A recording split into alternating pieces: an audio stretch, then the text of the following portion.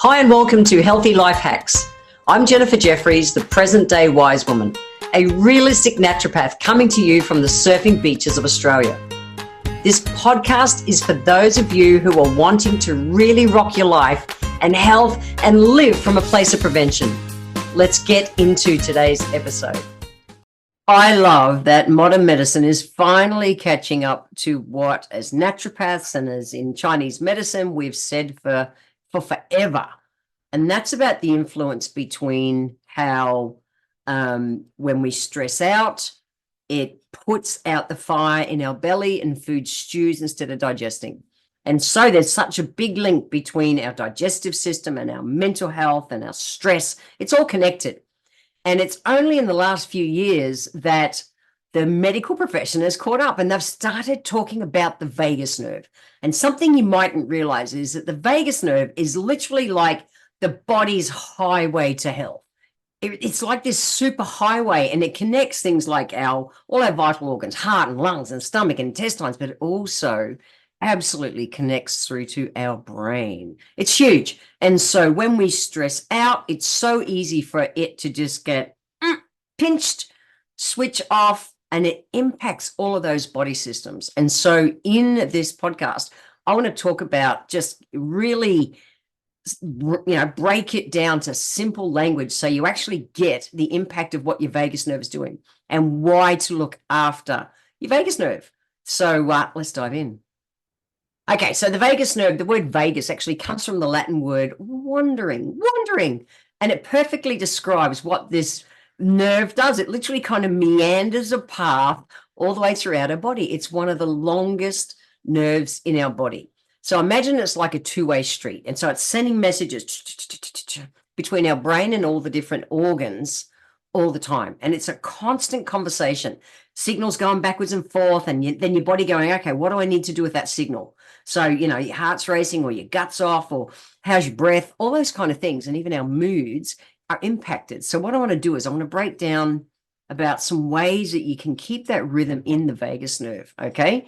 Because it's directly, and I really mean directly, affecting our health. So before I go there, I want to touch on, just as a reminder, I've already done podcasts on it, about breaking the stress loop. Go back and find that one. So in breaking the stress loop, I talk about how when we're stressed out, we get in Chinese medicine, we say you get wind cold, which is where you get aches in your shoulders, those points on your shoulders. And if you're watching this on video, you can see I'm kind of crunching my shoulders up. Well, when we crunch our shoulders up like that, we literally pinch the vagus nerve. We pinch the vagus nerve. And then that goes and shuts off different body systems, depending on how much you pinch it. And so as a naturopath, we're about going the step behind, managing the stress. We do that with adaptogen herbs. I'll put a link to the adaptogens that I take in the show notes from this episode, or send me a message, whatever you want to do. But you've got to manage that part first, okay? So we can build up vagal tone and all those things, which I'll talk about in a sec.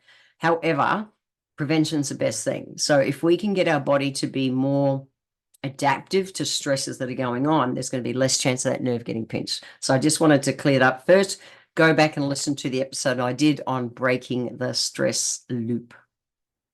And that is episode number 191. Promise it's worth having a listen to. All right, so let's get in. So the vagus nerve, one of its primary roles is actually about keeping that rhythm in our heart, okay? So regulating our heart rate and maintaining good cardiovascular system health. And so just think about it. When our heart's beating too fast, we're stressed. It's like, and it's going too fast. The vagus nerve steps in and it just slows it down and brings it back to a steady rhythm. Just being able to help prevent those irregularities that can come. And if we're taxing our body and being stressed too much and we're getting out of rhythm too often, that's where we start setting up something bigger that's not good for us. So just imagine it's like, you're in a stressful situation, your heart starts racing, your body's going, do I stay, do I go, do I stay, do I go? It's like that fight and flight is right there. And the vagus nerve, once it realizes the danger's past, not in the middle of it, when it's going, okay, cool, yep, you're good, you don't have to stand and fight or go, it brings you back to center faster. That's it. It brings back that state of equilibrium. So that's the first thing. The heart is impacted. And you know when you're stressed out, you feel it, your heart starts to race. The next place we feel it, we start to feel like butterflies in our stomach. So vagus nerve plays a huge part, really vital part in our digestive system. Part of its job is that it helps food to move through your digestive system or digestive tract, and it stimulates the release of the stomach acid and the digestive enzymes and regulates how nutrients are taken up. Now, this is a thing when we stress out, imagine your gut's like a great big crock pot, you're stressed, you pinch the vagus nerve, that can't happen. That signal is interrupted. And that's where we say that it dampens, it puts a fire out in your belly. And food stews instead of digesting because those digestive enzymes and acids are not being released the way they're meant to actually digest the food. Then you don't take up the nutrients, your brain's in overwhelm, and it just goes in this loop. So we've got to be looking at managing that stress as well. So those butterflies in the stomach, they're actually a really good sign because that's your gut, your vagus nerve is actually talking to you. It's how it communicates. So take notice of it. If you're getting a bit nervous in the gut, okay, I'm going to talk in a moment about using breath and things to really help regulate it faster and to build up that vagal tone. But your body's talking to you for a reason. It really is. So you've got a choice. Listen to it, deal with it, and build up a resilience in it so that it's not getting negatively impacted like it has been in the past. So the vagus nerve isn't just about physical health. It's also about our emotional well-being, that gut-brain chemistry connection. If our gut or the amino acids, for instance, aren't being taken up to our brain, well, our happy hormones and that are just not getting turned on. So when we're getting stressed and anxious, and that vagus nerve is like going, what am I going to do with you? Simple things like deep breathing, meditation can really help. And even just like a caring hand, if you see someone who's just like freaking out, just gentle touch can just help them go, oh, okay, yeah, I can take a breath. I can take a breath.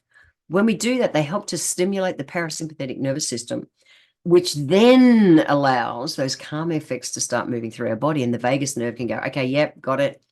Yep, I can let go now. All good. So ideally, we want to come from a place of prevention, and keeping our vagus nerve happy and healthy is the go.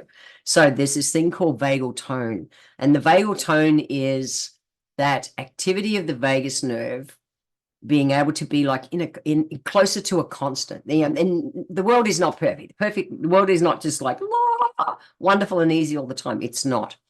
But if we can build up in a resilience into it, it makes such a difference to how your body's going to amp up all those kind of things in the future. And we want to build up that resilience. It's important. And so one way you can boost that vagal tone is by periodically set an alarm on your phone and slow, deep breaths from, fill your belly. And I'll put a link in the show notes to Alice, my wife. She's an amazing Qigong teacher and teaches mindfulness and stuff like that. But she's the queen of getting that vagus nerve out of alarm mode with her breath. She uses her breath all the time just to bring it down. I remember when I was in the army, when we were under big kind of stress, they really taught us, and I've talked about it again in past podcasts about using our breath. So things like box breathing, breathing in for 4, holding for 4, breathing out for 4, holding for 4, then breathing in for 4. You can also do things like, just to get the vagus nerve out of alarm mode, you do like 2 quick sniffs and then a long breath out. So it's like, that's to get it out of alarm mode. However, to build up the vagal tone, it's about big, slow, rhythmic breaths as much as you can. And even when I paddle out in the surf, and some days it's bloody stressful paddling out in the surf. It really is, where the waves are too big or there's a rip or a sweep, something going on.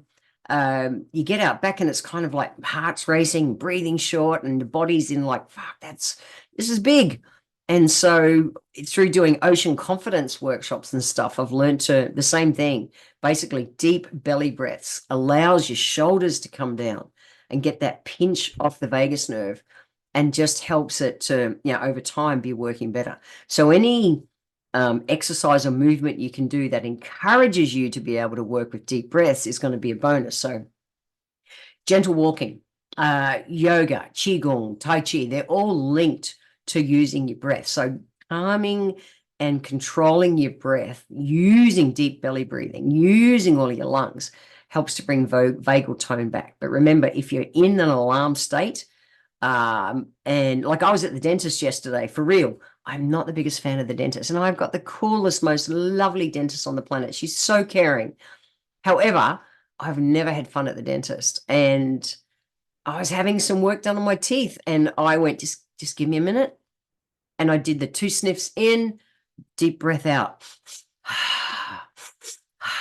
Did it 3 times and just got my body to go, it's okay, it's okay. And I went, okay, cool, you can work again.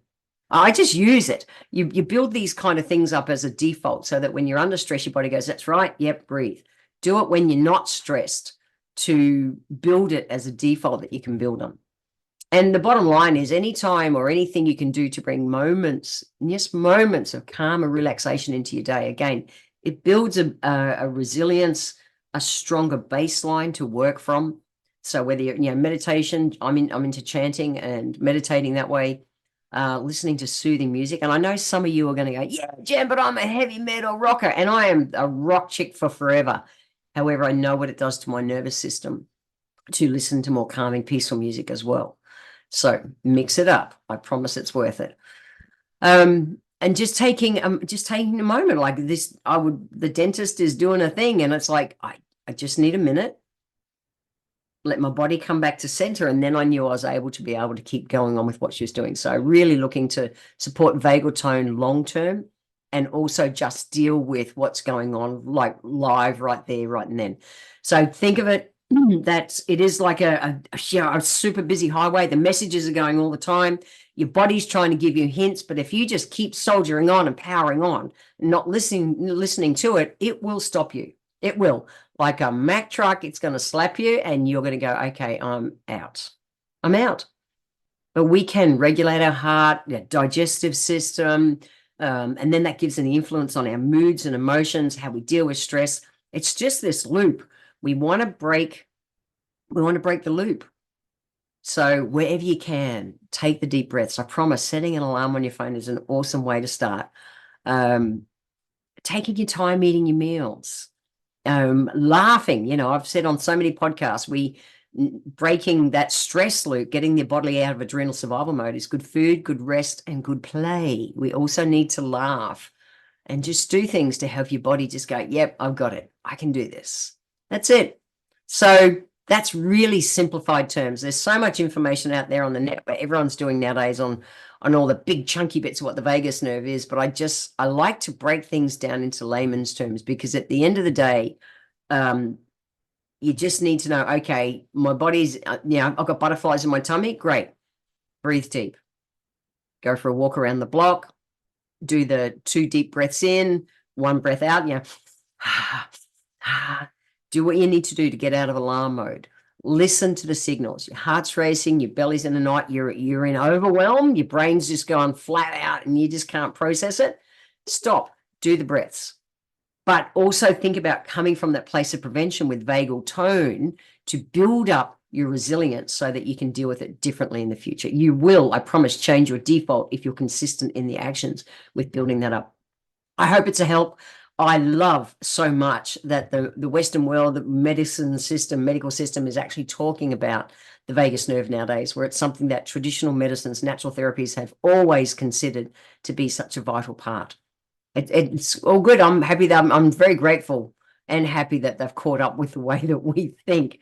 We aren't just that physical being. We have to be able to deal with all the emotions and stresses and everything as well. I hope that's a help. Get out there and look after yourselves. See ya. I want to thank you for being here today. If you enjoyed my podcast, please let me know by leaving a review on Apple Podcast. Every month, I draw one lucky person who leaves a review, have a free 1-hour consultation with me. Be sure to subscribe to the show wherever you're tuning in from, so that you always catch the next episode.